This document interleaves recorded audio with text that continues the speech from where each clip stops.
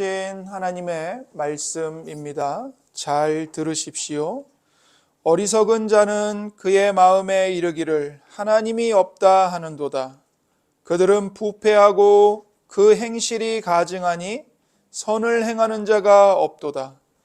여호와께서 하늘에서 인생을 굽어 살피사 지각이 있어 하나님을 찾는 자가 있는가 보려 하신즉 다 치우쳐 함께 더러운 자가 되고 선을 행하는 자가 없으니 하나도 없도다. 죄악을 행하는 자는 다 무지하냐.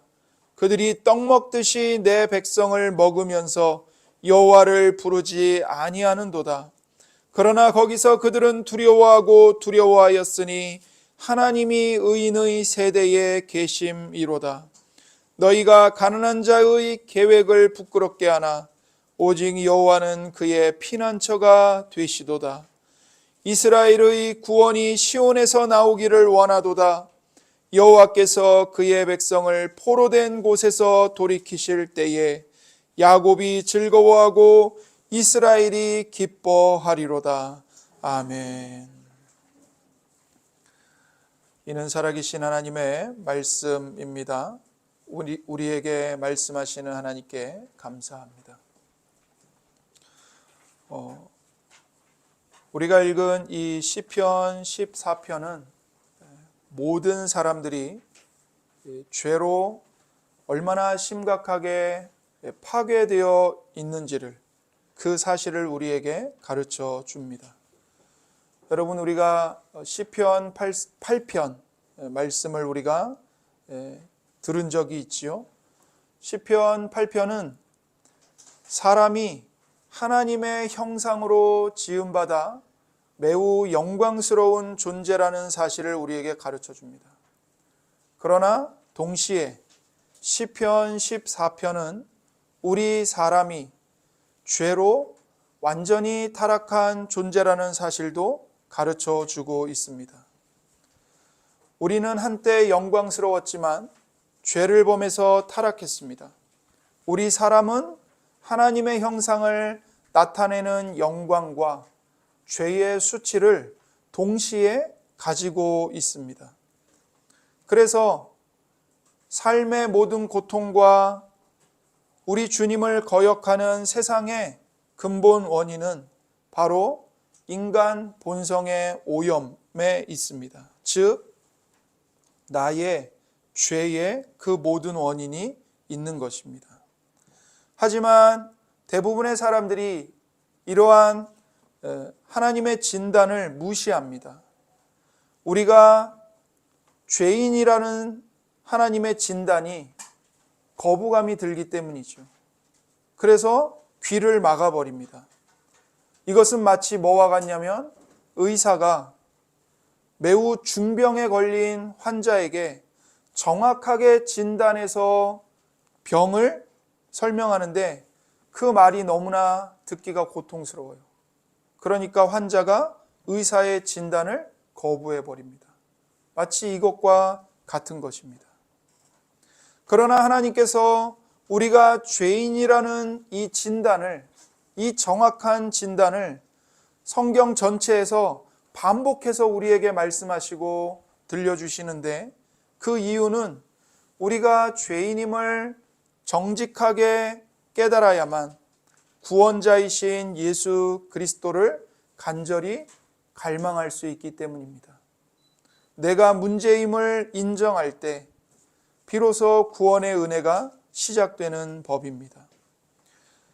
시편 14편의 내용을 간략하게 보면 1절에서는 하나님을 부인하고 거부하는 어리석은 인간의 실상을 보여줍니다.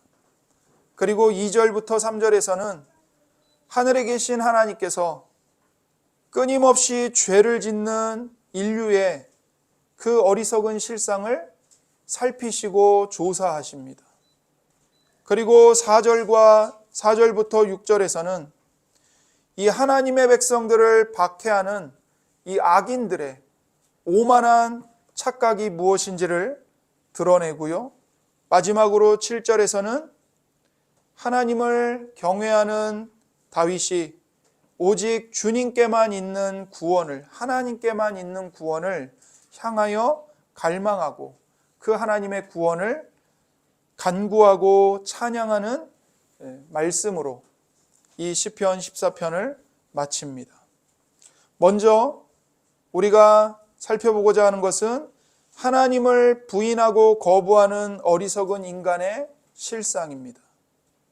다윗은 1절에서 하나님이 없다고 말하면서 살아가는 어리석은 자의 결과가 무엇인지를 말해줍니다.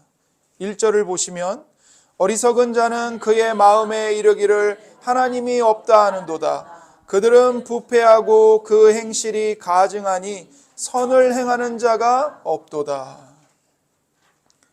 본문에서 말하는 이 어리석은 자는 결코 바보를 뜻하는 게 아닙니다. 혹은 배우지 못한 사람을 가리키는 것도 아닙니다. 오히려 이 어리석은 자들 중에는 세상의 학문을 많이 알고 세상에서 지혜롭다고 인정받는 사람일 수 있습니다. 그러나 그들이 아무리 많은 지식을 갖고 있지만 그들이 어리석은 자인 이유는 그 지식을 하나님과 이웃을 사랑하는 데 쓰지 않고 오직 자기 자신의 욕심을 채우는 데만 쓰기 때문입니다. 어리석은 자를 뜻하는 단어는 히브리어로 나발입니다. 나발. 여러분 나발 어디서 들어보신 적 있지 않으십니까? 사무엘상 25장에 나발이라는 이름을 가진 사람이 등장해요. 근데 이 사람이 광야에 있는 다윗을 비웃고 조롱했어요. 바로 그 나발입니다. 그 나발의 이름이 바로 이 어리석은 자 나발이에요. 사무엘상 25장에 보면 그 나발은 어떤 사람이냐면 스스로 하나님과 이웃의 관계를 끊어버리는 사람입니다. 오로지 자기 중심적인 삶으로 주변 사람들에게 고통을 주는 선택을 하는 사람이에요. 진정한 지혜인 변함없는 사랑을 거부하는 사람이 바로 나발, 어리석은 자입니다. 그래서 1절에 보시면 그의 마음에 이르기를 이렇게 말하죠. 어리석은 자가 자기 마음에 말한다는 거예요. 성경이 말하는 마음은 일시적인 감정의 자리가 아니라 이성적으로 생각하고 결정을 내리는 우리 존재의 가장 깊은 중심입니다. 어리석은 자는 자신의 온 의지와 생각을 다해서 고의적으로, 의식적으로 하나님을 대적하고 부인하는 삶을 선택한 사람입니다. 그래서 사도 바울은 로마서 1장을 통해서 이들의 어리석음을 분명히 지적합니다.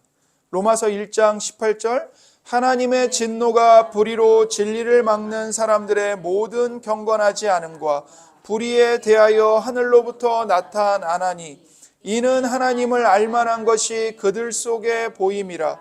하나님께서 이를 그들에게 보이셨느니라.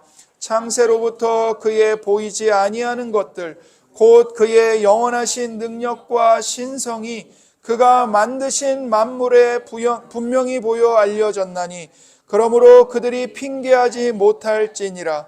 하나님을 알되 하나님을 영화롭게도 아니하며 감사하지도 아니하고 오히려 그 생각이 허망하여지며 미련한 마음이 어두워졌나니 스스로 지혜 있다 하나 어리석게 되어 썩어지지 아니하는 하나님의 영광을 썩어질 사람과 새와 짐승과 기어다니는 동물 모양의 우상으로 바꾸었느니라. 보십시오. 이게 모든 사람의 실상입니다. 스스로 지혜 있다 하지만 어리석은 자들입니다. 하나님은 모든 사람들에게 하나님이 살아계시다는 것을 분명한 증거로 보여주셨습니다.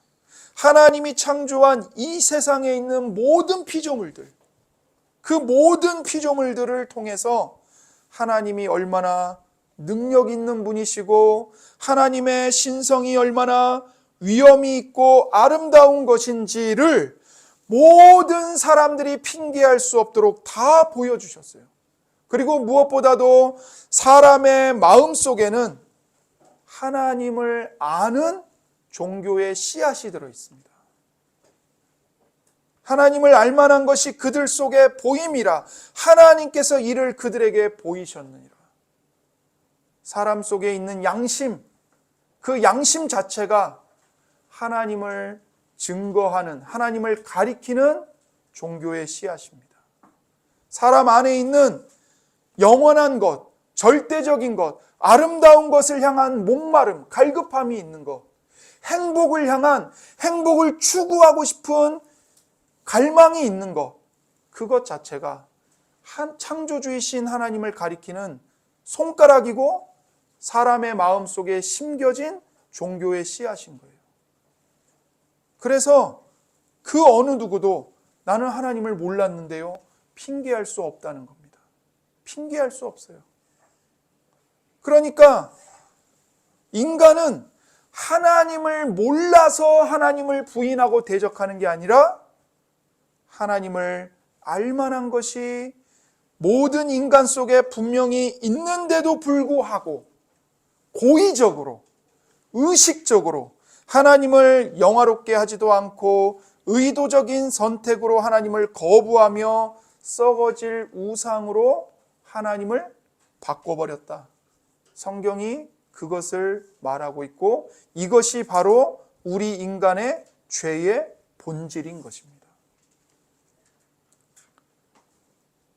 다윗이 살았던 그 당시 타락한 이스라엘 백성들은 하나님의 존재 자체를 부정하지 않았습니다.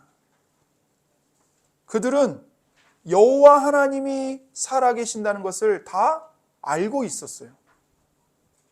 그러나 하나님을 믿는다고 하면서도 그들은 참 하나님을 거부하고 자신들의 입맛대로 조작하고 조종할 수 있는 우상을 만들었습니다.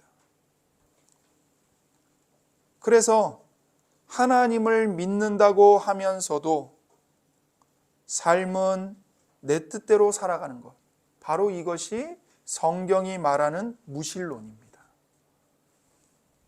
성경이 말하는 무신론은요, 하나님이 없다, 그것만이 아니라 하나님을 말해요, 불러요. 그런데 삶은 자기가 왕이 되어서 자기 뜻대로 살아가요. 이게 성경이 진짜 경고하고 고발하는 무신론이에요. 그걸 아주 대표적으로 보여주는 게 사사시대죠. 사사기 21장 25절, 그때에 이스라엘에 왕이 없으므로 사람이 각기 자기의 소견에 옳은 대로 행하였더라. 사람이 각기 자기 소견에 옳은 대로 행하는 것, 이것이 성경이 말하는 무신론입니다. 그들은 속으로 끊임없이 이렇게 외칩니다. 욥기 21장에 그들은 하나님께 말하기를 우리를 떠나소서, 우리가 주의 도리 알기를 바라지 아니하나이다. 전능자가 누구이기에 우리가 섬기며 우리가 그에게 기도한들 무슨 소용이 있으랴 하는구나. 보세요. 이 사람들은 하나님의 존재 자체를 부인하지 않아요. 하나님이 계시다는 거 인정해요. 그러나 그 하나님을 향해 하나님, 우리를 떠나십시오. 우리를 간섭하지 마십시오. 우리가 왜 주님을 섬겨야 합니까? 우리가 왜 주님의 법을 지켜야 합니까? 우리가 사람이 하나님께 기도한들 그게 도대체 무슨 소용이 있습니까? 이러는 거예요. 이게 바로 성경이 말하는 무신론이에요. 여러분, 이 말씀은 저 바깥에 있는 불신자들만의 이야기가 아닙니다. 바로 저와 여러분, 우리의 이야기입니다. 타락한 인간의 본성은요, 예나 지금이나 교회 밖이나 교회 안이나 똑같습니다. 다른 점이 없습니다.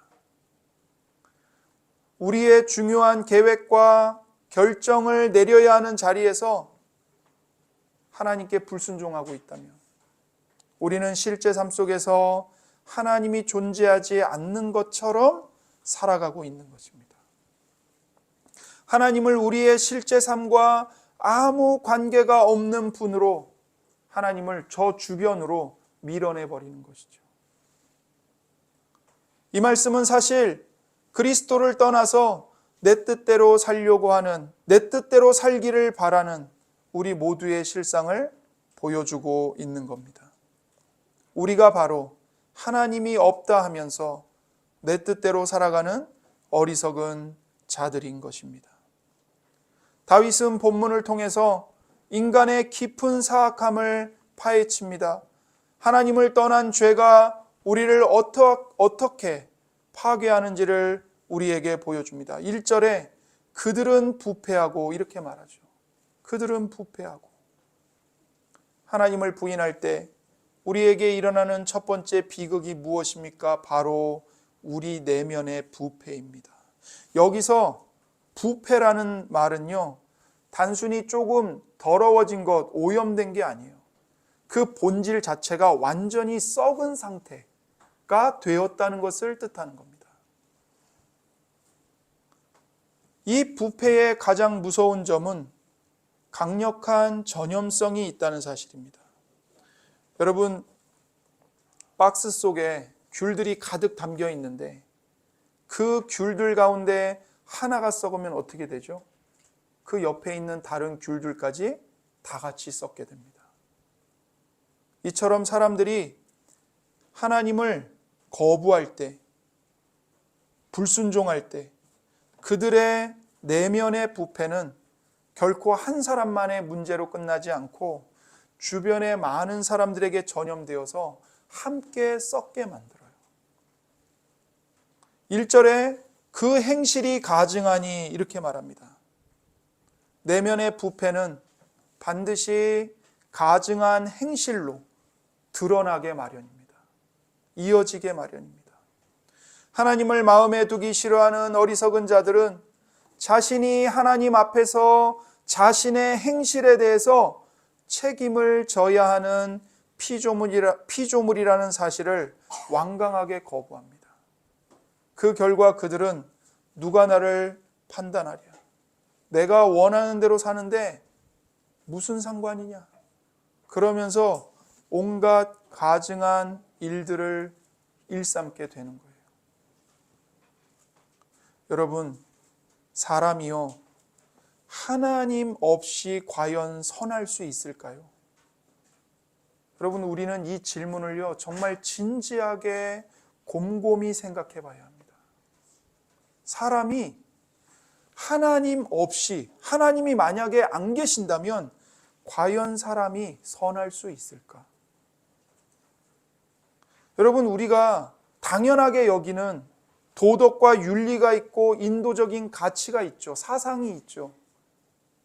그런데 여러분, 이것을 깊이 추적해 들어가면 이 모든 도덕과 윤리, 사람을 위하는 가치와 사상, 법이 어디서 나왔냐면 다 성경에서 나왔어요. 성경에서. 그 뿌리가 성경이에요. 만약 우리 사회가 완전히 세속화되어서 하나님을 완전히 없애버리고 기독교적 가치관이 완전히 사라진다면 우리가 지금까지 지켜오는 도덕적인 가치와 질서는 다 무너질 수밖에 없습니다. 없어요.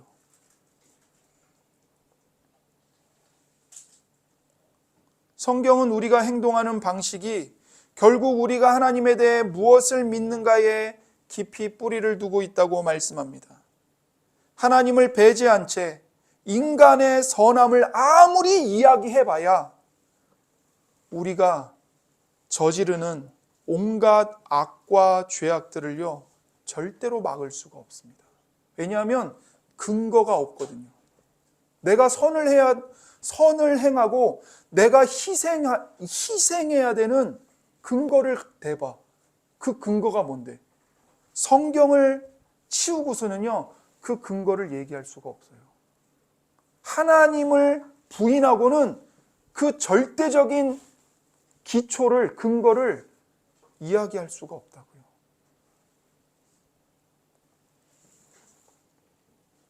하나님이 없을 때 우리는요, 결국 가증스러운 행실들을 일삼으며 살아갈 뿐입니다.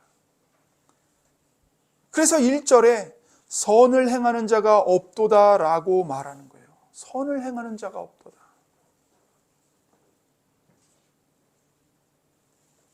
우리는 이 말씀이 나와는 상관없는 저 악한 사람들의 이야기다라고 생각합니다. 하지만 다윗은 단호하게 선언합니다. 선을 행하는 자가 없다. 더구나 3절에 가면 선을 행하는 자가 없으니 하나도 없도다. 더 반복해서 강조해서 말하죠.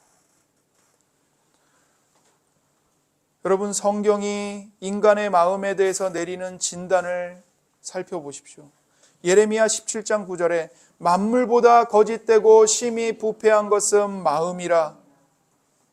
이 세상에 모든 것보다 거짓되고 심히 썩은 것이 있는데 바로 사람의 마음이라는 거예요. 사도 바울도 자신의 실상을 들여다보면서 이렇게 울부짖었습니다. 로마서 7장 18절 내 솥 곧 내 육신에 선한 것이 거하지 아니하는 줄을 아노니. 내가 아무리 내 속을 들여다봐도 선한 게 없어요. 악한 것밖에 없다는 거예요. 우리 가운데 선해 보이는 사람들이 있다 할지라도, 아무리 선해 보이는 사람이라 할지라도 그가 행하는 가장 선한 일의 이면에는 여전히 이기심과 죄의 더러움이 묻어 있다는 것을 인정하지 않을 수가 없습니다. 사도 바울은 그래서 로마서 3장 10절부터 12절에서 모든 사람, 즉 유대인과 이방인 모두 다 죄 아래에 있다는 것을 보여주기 위해서 이 시편 14편 1절부터 3절 말씀을 인용해서 이렇게 말합니다.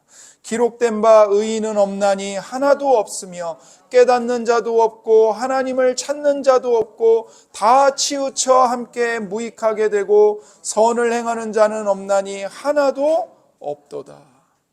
지금 바울이요, 시편 14편 말씀을 인용하여 이걸 말하는 거예요. 하나도 없다.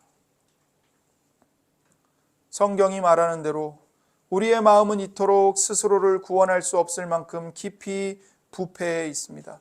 내 안에는 자랑할 만한 선한 것이 아무것도 없습니다.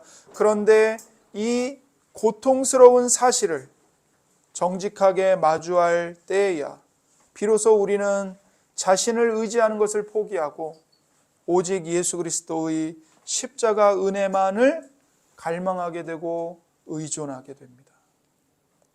그러나 많은 사람들은 인간에 대한 이런 성경 말씀이 너무나도 비관적이고 부정적이라고 비판을 합니다.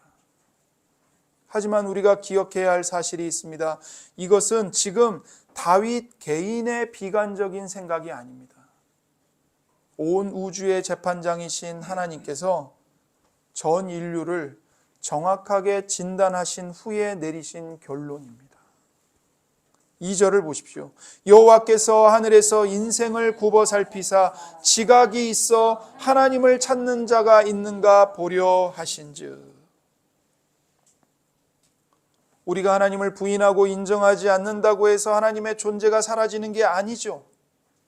먼지와 티끌과 같은 인간이 무엇을 말하고 생각하든 하나님은 여전히 우리의 삶을 불꽃 같은 눈동자로 감찰하고 계십니다. 2절에 여호와께서 하늘에서 인생을 굽어 살피사 이렇게 말하죠.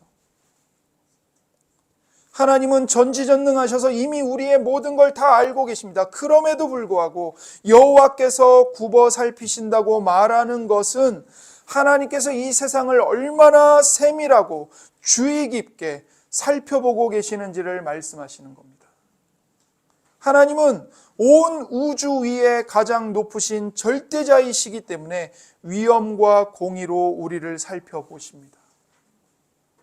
여러분, 성경을 읽다 보면 하나님께서 인류를 굽어 살피신다 혹은 내려다보신다 그런 표현을 만나게 되는데 성경 역사 속에서 하나님이 죄를 살피시며 인생을 감찰하시는 장면은 두려운 의미를 담고 있습니다. 시편 14편에서 인간의 타락을 묘사할 때 사용된 이 부패라는 말, 이 말은요, 놀랍게도 창세기 6장에서 홍수 심판 바로 직전에 상황을 고발할 때 쓰인 똑같은 말입니다. 창세기 6장 11절에 그때에 온 땅이 하나님 앞에 부패하여 포악함이 땅에 가득한지라 하나님이 보신즉 땅이 부패하였으니 이는 땅에서 모든 혈육 있는 자의 행위가 부패함이었더라. 하나님이 노아에게 이르시되 모든 혈육 있는 자의 포악함이 땅에 가득함으로 그 끝날이 내 앞에 이르렀으니 내가 그들을 땅과 함께 멸하리라. 보세요. 인간의 죄가 얼마나 극심했는지 하나님이 샅샅이 살펴보시는데 온 땅이 하나님 앞에 부패했다. 하나님이 보신즉 땅이 부패했다. 모든 혈육 있는 사람의 행위가 부패했다. 계속 반복해서 말씀하시는 거예요. 부패했다고. 인류의 죄악이 이렇게 부패하고 가득 찼을 때 하나님은 세상을 내려다보시면서 무엇을 준비하셨습니까? 심판을 준비하셨습니다. 하나님이 내려다 살펴보시는 것은 역사 속에서 결정적인 심판의 순간마다 반복됩니다. 여러분, 바벨탑 사건을 기억해 보세요. 인간들이 교만해서 우리 힘으로 하늘에 닿는 탑을 쌓자. 그때 하나님은 인류를 흩으시기 전에 먼저 내려다보시고 그들의 죄를 확인하셨습니다. 소돔과 고모라가 멸망한 것도 생각해 보십시오. 유황과 불로 그 땅을 흔적도 없이 멸망시키시기 전에 하나님은 그곳의 죄악을 철저하게 조사하시기 위해 친히 내려오셨습니다. 이처럼 하나님께서 세상의 죄를 보시려고 내려다보시는 행동은 사실 무척 두려운 것입니다. 인류가 죄로 가득한 것을 보시려고 하나님이 전격적으로 조사에 나서실 때 그것은 곧 거룩하신 심판의 시작을 의미하기 때문입니다. 오늘도 하나님의 불꽃 같은 눈동자는 온 땅과 우리 마음의 중심을 굽어 살피고 계십니다. 하나님의 눈앞에 자신의 죄를 숨길 수 있는 사람은 아무도 없습니다. 2절에 여기 인생이 나오죠. 인생 2절에 이 인생으로 번역된 히브리어가 바로 아담의 자손들입니다. 우리는 인생이라고 번역을 해놨지만 이게 실은 아담의 자녀들이에요. 이게 뭘 말할까요? 성경은 지금 우리를 가리켜서 아담의 자녀들이라고 부르고 있습니다.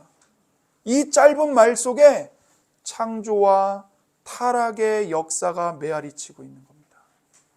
아담의 자녀들. 우리의 조상인 아담이 죄를 짓고 하나님을 피해 도망쳐 숨었잖아요. 우리는 그 아담의 자녀들이잖아요. 우리 역시도 아담의 타락을 그대로 닮아가고 있고 그대로 밟아가는 죄인들이라는 뜻입니다. 아담의 자녀들입니다. 하나님이 우리에게 베푸신 창조의 은혜를 생각해 보십시오. 하나님이 우리를 만드시고 우리가 살아갈 수 있는 환경을 창조하시고 또 우리가 누릴 수 있는 모든 좋은 것들을 우리에게 거저 주셨습니다. 공짜로 주셨습니다. 우리의 생명과 호흡, 두뇌와 근육, 따뜻한 집과 건강, 소중한 친구와 가족들, 매일 아침 떠오르는 태양과 시원한 바람. 다 하나님이 공짜로 우리에게 거저 주신 것들입니다. 우리가 누리는 이 사소하고 당연해 보이는 모든 것들이 다 하나님의 선물입니다. 그런데 인간은 이 모든 것을 주신 하나님을 끊임없이 무시하며 살아갑니다. 인간은 하나님께 마음을 담은 감사 기도를 하는 것조차도 귀찮아하면서 살아갑니다. 하나님은 우리가 그분의 세상 속에서 진정한 기쁨과 만족을 누릴 수 있도록 우리에게 도덕법을 주셨습니다. 그럼에도 불구하고 인간은 그 하나님이 주신 도덕법 10계명을 짓밟고 죄로 파괴하는 어리석은 자들로 살아가고 있습니다. 그렇다면 온 땅을 굽어 살피신 하나님께서 우리를 보시며 내리신 최종 결론이 무엇입니까? 3절입니다. 다 치우쳐 함께 더러운 자가 되고 선을 행하는 자가 없으니 하나도 없도다. 새번역 성경은 이렇게 번역해요. 너희 모두는 다른 길로 빗나가서 하나같이 썩었으니 착한 일을 하는 사람이 하나도 없구나. 이렇게 번역을 했어요. 하나님의 결론인 거예요. 너희 모두는 다 다른 길로 빗나가서 하나같이 썩었고 착한 일을 하는 사람이 단 한 명도 없구나. 이거예요. 여러분, 이 3절에 이 짧은 한 구절 속에 반복되는 말을 보세요.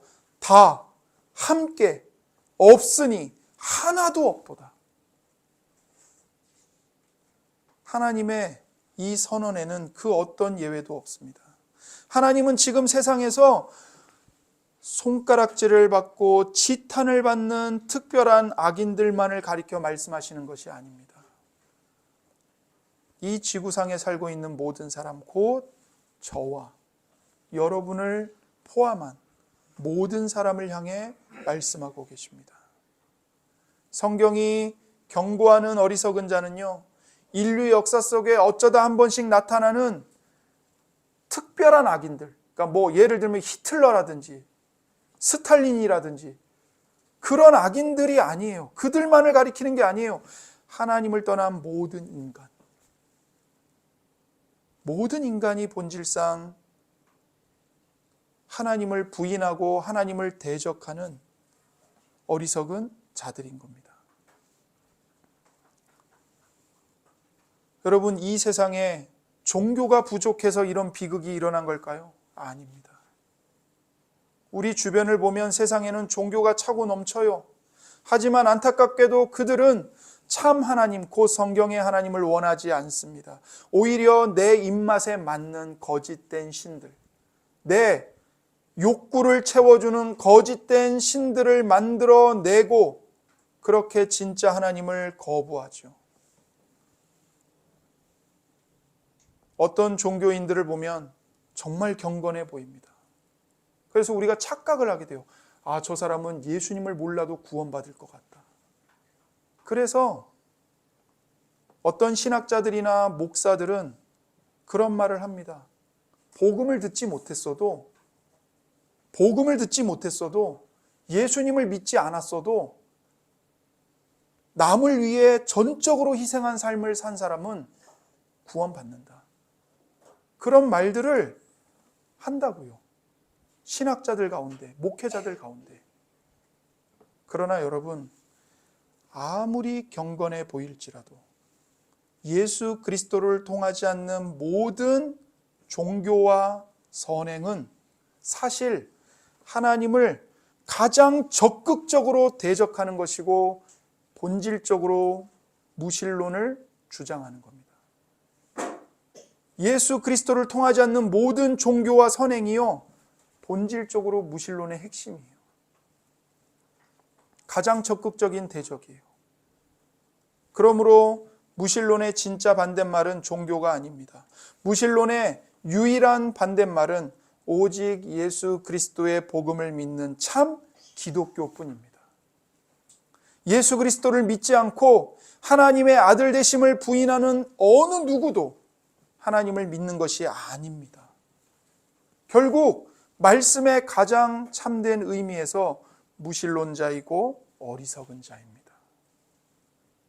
오늘날 죄악으로 가득 찬 이 세상은 그들의 머리 위에 하나님의 심판이 임박했음에도 불구하고 그것을 전혀 보지 못합니다.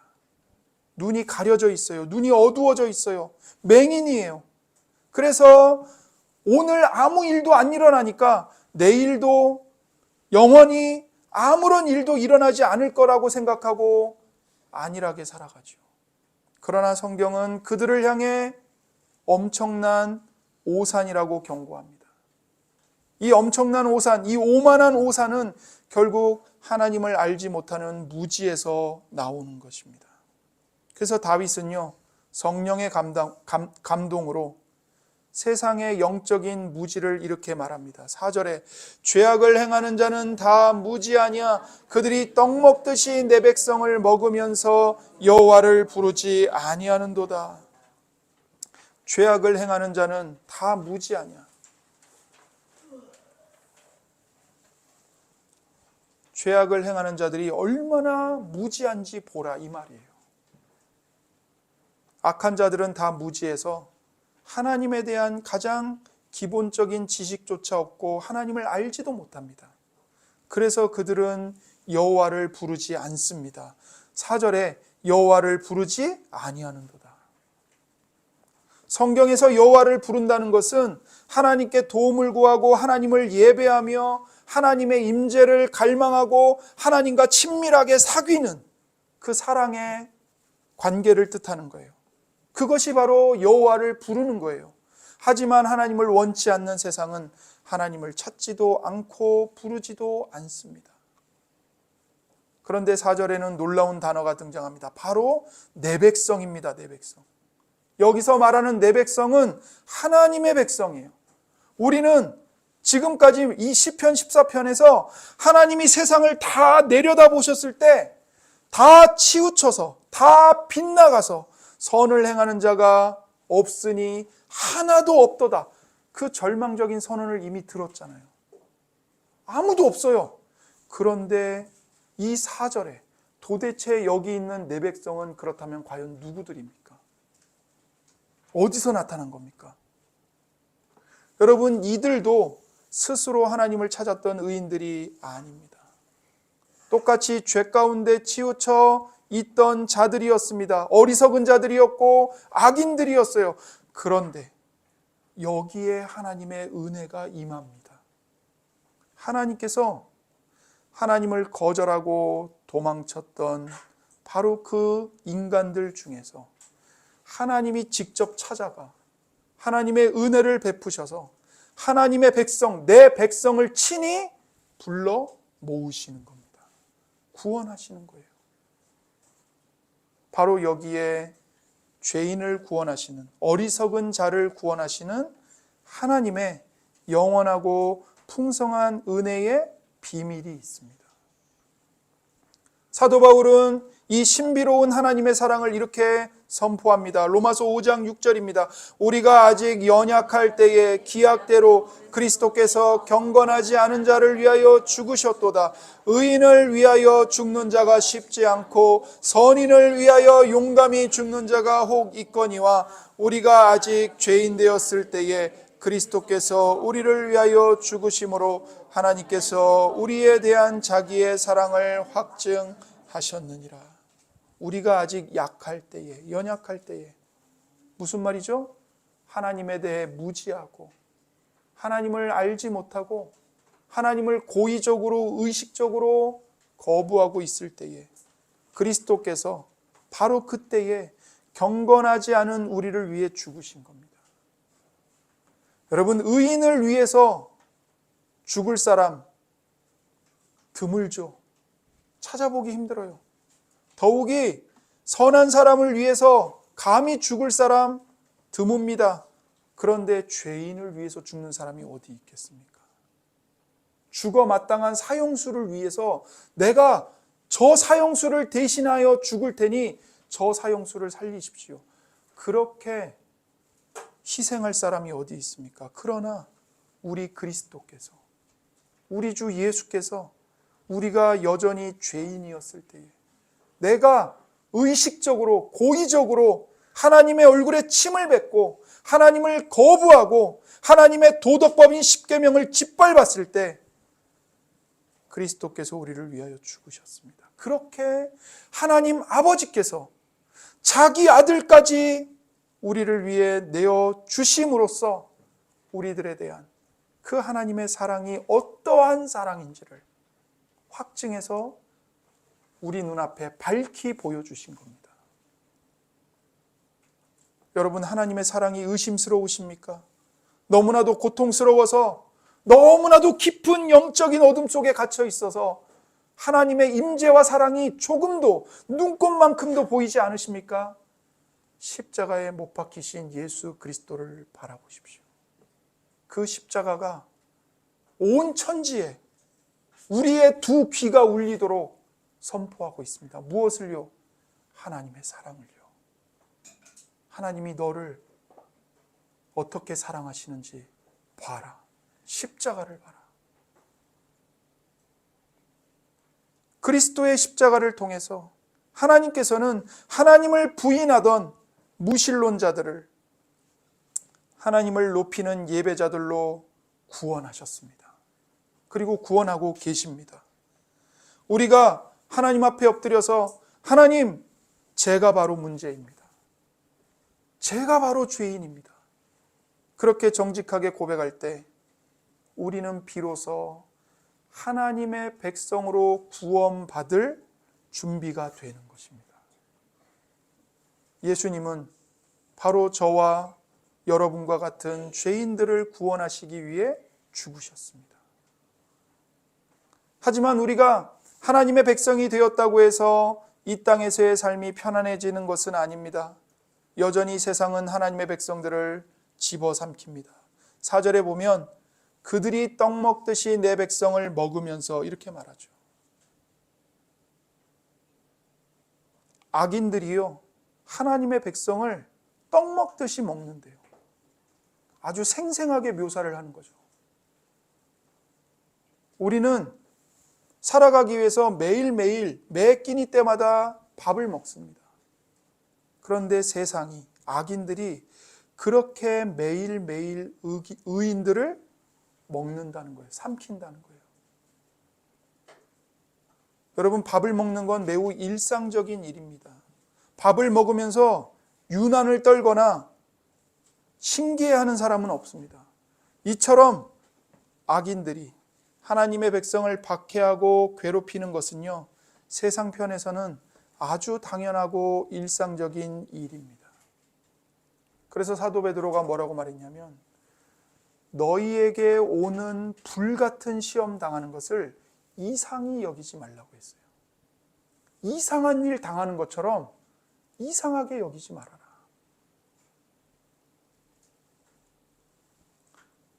그런데 하나님의 백성들을 삼키는 이 악인들은 자신들이 지금 얼마나 무모하고 위험한 일을 하고 있는지 전혀 알지 못합니다. 그들은 무지함 때문에 눈이 가려져서 하나님께서 가장 사랑하시는 그분의 백성들을 짓밟고 먹으면서도 아무런 일도 일어나지 않을 것처럼 행동합니다. 하지만 성경은 분명하게 선포합니다. 그들의 죄악의 결과가 얼마나 무서운 것인지를 폭로합니다. 5절과 6절이에요. 그러나 거기서 그들은 두려워하고 두려워하였으니 하나님이 의인의 세대에 계심이로다. 너희가 가난한 자의 계획을 부끄럽게 하나 오직 여호와는 그의 피난처가 되시도다. 보세요, 5절에 그러나 거기서 그들은 두려워하고 두려워하였으니. 악인들이 하나님의 백성들을 밥 먹듯이 먹는 게 일상이고 당연한 것이라고 보여지지만, 그리고 그들은 그 악한 일들을 아무렇지도 않게 매일매일 행하지만 그들의 죄악에는요, 반드시 하나님의 진노와 심판이 임해요. 그래서 어떻게 되냐면 거기서 그들은 두려워하고 두려워하게 된다는 겁니다. 두려워한다는 말을 2번이나 반복하죠. 강조하는 거예요. 반드시 그렇게 된다는 거예요. 반드시. 세상이 겉으로 아무리 평안하고 즐거워 보일지라도 그 악으로 인해 세상이 승승장구하는 것처럼 보여도 그들은 사실 지속적인 두려움 속에서 살아가는 겁니다. 왜 그럴까요? 우리의 마음 깊은 곳에는 이 땅에서 행하는 모든 일에 대해 하나님이 우리 각 사람을 진짜로 심판하실 것을 본능적으로 알고 있기 때문입니다. 양심이 그걸 느껴요. 그래서 성경은 분명히 말씀합니다. 고린도후서 5장 10절에 이는 우리가 다 반드시 그리스도의 심판대 앞에 나타나게 되어 각각 선악간에 그 몸으로 행한 것을 따라 받으려 함이라. 우리가 다 반드시 그리스도의 심판대 앞에 서게 됩니다. 그래서 선악간에 각 사람이 그 몸으로 뭘 행했는지 다 심판을, 판결을 받을 거예요. 우리가 아무리 심판을 부인하고 다르게 주장할지라도 우리의 영혼은 본능적으로 이것이 사실임을 압니다. 알고 있습니다. 낮에는 화려한 세상의 소음에 취해서 잊은 듯이 지내죠. 하지만 한밤중에 홀로 남겨지면 용서받지 못한 죄책감이 양심을 무겁게 짓누르기 시작합니다. 그래서 수많은 사람들이 밤마다 술을 찾는 겁니다. 술을 찾는 거예요. 왜요? 그 양심의 정확한 소리를 듣는 게 무섭거든요. 그 자체가 공포거든요. 그러니까 술을 마셔서 술을 퍼부어서 망각하고 싶은 거예요.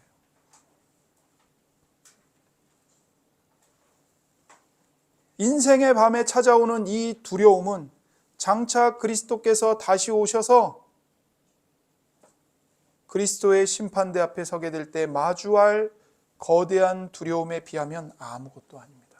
아무것도 아니에요. 예고편에 불과할 뿐이에요. 하나님의 임재가요, 악인에게는 매우 무서운 공포가 됩니다. 그러나 하나님의 백성에게는 말할 수 없는 기쁨과 위로가 됩니다. 여러분, 출애굽기를 보시면 하나님께서 애굽을 심판하시기 위해서 직접 내려오시죠. 직접 내려오세요. 9가지 재앙을 내리신 다음에 마지막에 10번째 재앙을 내리시는데 하나님이 직접 내려오세요. 그래서 이 동일한 하나님의 임재가 애굽의 파라오와 그의 백성들에게는 죽음이 되었어요. 하나님이 내려오셔서 지나가시는데 다 죽어나가는 거예요. 그러나 이스라엘에게는 그 하나님의 내려오심이 뭐가 됐죠? 구원이 됐어요. 구원. 그날 밤에 이스라엘이 애굽에서 구원받아 해방되었어요. 하나님의 얼굴을 대할 때 상황이 바로 이와 같습니다. 하나님의 백성은 말할 수 없는 기쁨과 위로를 얻습니다. 그래서 다윗이 이 극명한 대비를 5절과 6절에서 말합니다. 하나님이 의인들과 함께 계시기 때문에 악인들은 거기서 두려워하고 두려워합니다.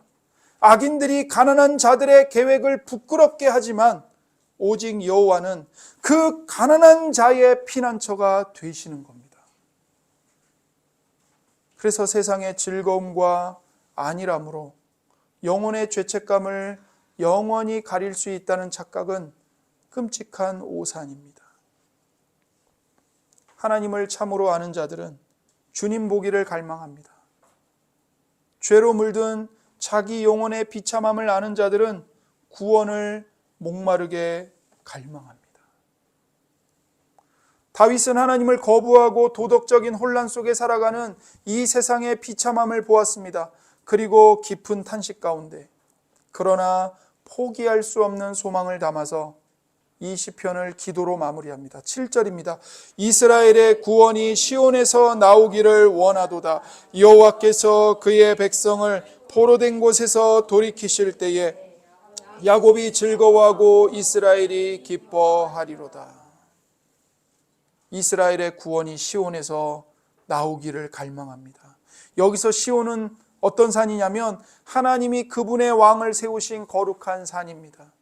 다윗이 시온에서 나올 구원을 노래하는데 그때 그의 영혼은 이미 하나님이 모든 민족 위에 세우실 단 한 분의 왕 메시아를 바라보고 있었습니다.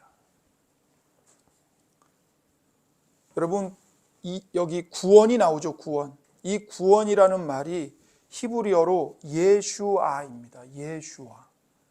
그래서 이 히브리어 예슈아가 여호수아예요. 여호수아. 같은 뜻이에요. 구원. 그런데 이 예슈아에서 바로 우리의 구주이신 예수의 이름이 나왔습니다. 그러니까 예슈아는 히브리어고 예수는 헬라어예요. 그래서 예수 그리스도께서 이 땅에 태어나실 때 예수라는 이름을 받으셨어요. 마태복음 1장 21절에 아들을 낳으리니 이름을 예수라 하라. 이는 그가 자기 백성을 그들의 죄에서 구원할 자이심이라 하니라.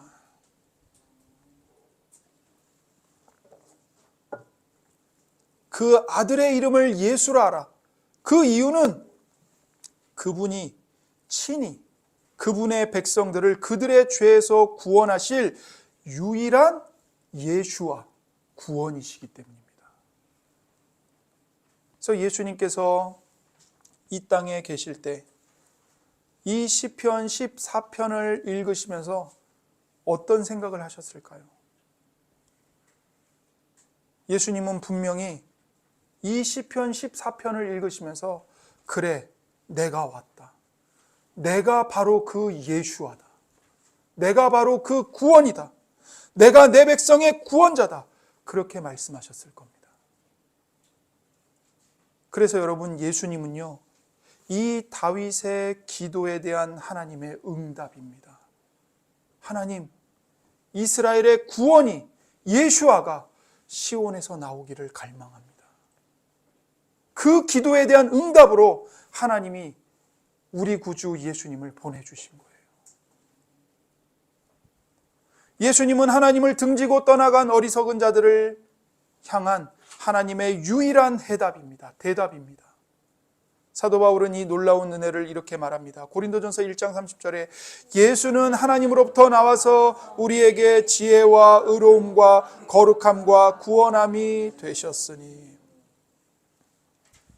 모든 사람이 하나님은 없다, 자기 뜻대로 살고 어리석은 자들이 되었을 때 하나님은 우리를 정죄하시고 멸하시는 대신에 도리어 예수님을 보내주셨습니다. 그리고 그 예수 그리스도 안에서 우리에게 찾아오셨습니다. 우리에게 참된 지혜와 의로움과 거룩함과 구원함을 주시려고 당신의 하나밖에 없는 사랑하는 아들을 아낌없이 내어주셨습니다. 그렇다면 여러분, 우리가 언제 이 구원의 주님을 진정으로 나의 구주로 맞이하고 영접할 수 있을까요? 바로 제가 문제입니다라고 고백할 때입니다. 하나님, 내가 문제입니다. 내가 문제입니다. 그렇게 정직하게 고백할 때 우리는 비로소 예수님을 영접할 준비가 되어 있는 것입니다. 그런데 이것을 제가 문제입니다 정직하게 고백하지 않는다면요, 우리는 아무리 교회를 다녀도 여전히 예수님과 아무 상관이 없는 사람인 겁니다. 내 안에 도살인 이 부패성, 이 타락함, 나의 이 죄성의 실상을 인정할 때 내가 행한 불순종으로 인해 가슴을 치며 슬퍼할 때 나를 향한 하나님의 공의로운 심판의 무게를 내 온 영혼으로 느낄 때 비로소 우리는 다윗과 함께 진심으로 기도할 준비가 됩니다. 이스라엘의 구원이 시온에서 나오기를 갈망합니다. 주님 오소서, 주 예수님 내 마음에 오셔서 내 죄를 씻으시고 우리를 죄의 포로된 곳에서 돌아오게 하옵소서. 주님, 내가 문제입니다. 주님께서 내 삶을 다스려 주시고 내 자신에게서 나를 구원해 주시고 나를 새롭게 해 주옵소서. 여러분, 우리는요 다 자기 자신으로부터 구원을 받아야 하는 죄인들입니다. 사람은 다른 것에서 구원받아야 되는 게 아니라 다 자기 자신에게서 구원을 받아야 돼요. 왜냐하면 자기 자신이 죄인이거든요. 내가 하나님을 향해 손을 뻗고 내가 하나님을 향해 나아가려고 할 때 내 목덜미를 잡아 끌어당기는 존재가 누구예요? 바로 내 자아예요. 내 자신이에요. 우리는 우리 스스로를 구원할 수 없는 비참한 죄인들이에요. 우리 힘으로는 이 부패하고 가증한 본성을 회복할, 치료할 길이 없어요. 그런 우리를 위해서 예수 그리스도께서 십자가에 매달리셨습니다. 베드로전서 2장 24절에 친히 나무에 달려 그 몸으로 우리 죄를 담당하셨으니 이는 우리로 죄에 대하여 죽고 의에 대하여 살게 하려 하심이라. 그가 채찍에 맞음으로 너희는 나음을 얻었나니. 사람이 물에 빠지면 자기가 자기 옷을 이렇게 잡아당겨가지고 물 밖으로 나올 수 있는 사람 아무도 없습니다. 외부에서 줄을 던져서 나를 묶어서 나를 잡아 끌어당겨줘야만 물에서 나올 수 있어요. 우리가 그런 죄인들이에요. 너무 비참한 자들이에요. 그런데 우리가 받아야 할 이 하나님의 진노와 끔찍한 심판을 죄 없으신 예수님, 의인이신 예수님이, 하나님의 아들께서 십자가에서 온몸으로 대신 받아내신 겁니다. 예수님이 흘리신 이 보배로운 피가 우리의 모든 부패함을 덮어 가리웠고, 예수님의 찢기신 육체가 우리의 이 사악함을 치료하시고 우리가 걸어갈 구원의 길이 되었습니다. 이것이 바로 공짜로 주시는 십자가의 대속의 은혜이고 복음입니다. 이 복음을 누가 받아들일 수 있을까요? 내가 문제입니다, 하나님. 내가 죄인임을 고백하는 그 사람에게 이 구원의 은혜가 공짜로 주어집니다. 공짜로 주어져요. 하나님은 여러분에게 회개하고 오라고 말씀하시지 않습니다. 여러분의 모든 더러움을 다 깨끗하게 씻은 다음에 내 앞에 와라. 예수님은 그렇게 말씀하시지 않습니다. 목마른 자, 돈이 없는 자, 더러운 자, 악인 다 내게로 와라. 내가 공짜로 이 사죄함의 은혜와 구원의 은혜를 주겠다. 그러니까 우리는 지금 바로 이 시간 내가 죄인임을 고백하며 그리스도 앞에 나아가야 합니다. 그러면 우리 주님께서 우리의 모든 수치를 거두시고 말로 표현할 수 없는 영광과 기쁨의 옷을 입혀 주십니다. 여러분, 내가 문제입니다. 오직 예수님만이 우리 모두의 유일한 해답이십니다. 이 시간 기도하겠습니다. 나를 사랑하사 나를 위하여 십자가에 못 박히신 그리스도 앞에 나와서 지금 기도하십시오. 함께 기도하겠습니다.